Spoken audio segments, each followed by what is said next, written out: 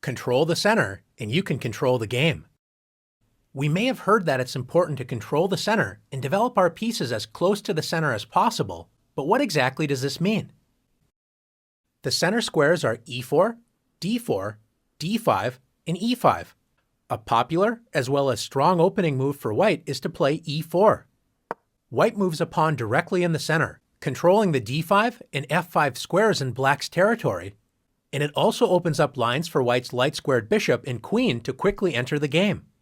A good response for black is to play the same move, e5.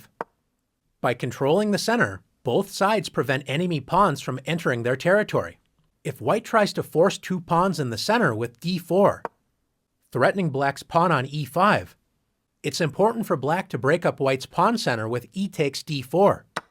When white's dreams of taking over the center with pawns have been shattered, so black should not have any serious problems in the opening. Is the center really that important to control? What happens if black wants to move pawns on the edge of the board, such as a6?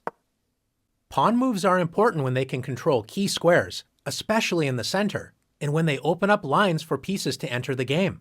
This move does not control an important central square, and it only allows the rook to move to a7, not exactly improving black's position.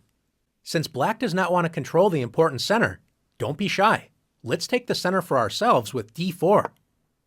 White's pawn duo control key squares in black's camp, c5, d5, e5, and f5, making it difficult for black to activate pieces on these squares. If black continues to make meaningless pawn moves such as h6, black has no central control, and besides the pawns, only 4 pieces can move: the knights, which were already able to move at the start of the game, and each rook only has 1 square. Not a good start to the game for black. White's pieces, on the other hand, enjoy great freedom. White's queen and 2 bishops enjoy open lines, and white's knights are ready to jump into the game with a move like knight f3. What happens if black wakes up from a deep sleep and decides to start developing pieces toward the center with knight to c6? Pieces need pawns in the center so they are not constantly attacked. Since black does not have a pawn on d5, white can simply march forward with d5, grabbing space and attacking black's knight, forcing it to waste time by moving again.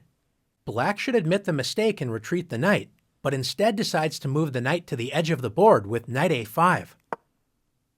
Most pieces do not like being on the edge of the board, and the knight is especially weak as it only controls 4 squares. Compare this to white's knight on f3. It controls 8 total squares, twice as many squares as black's knight on a5 controls. More importantly, black's knight doesn't have any safe squares, so white can attack this poorly placed piece with b4.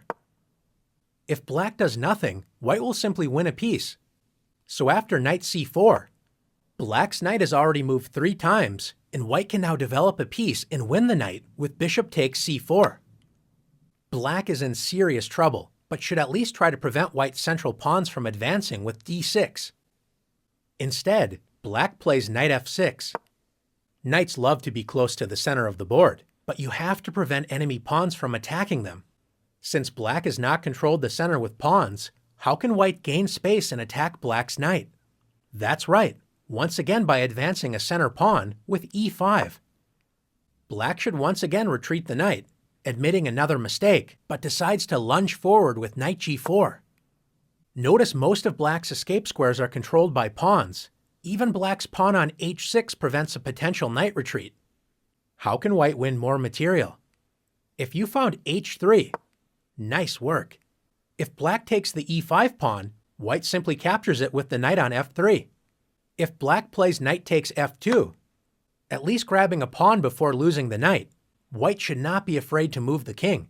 Let's win material with king takes f2. By controlling the center with pawns and actively developing pieces toward the center, white took advantage of black's careless play and is simply up 2 pieces with an excellent position.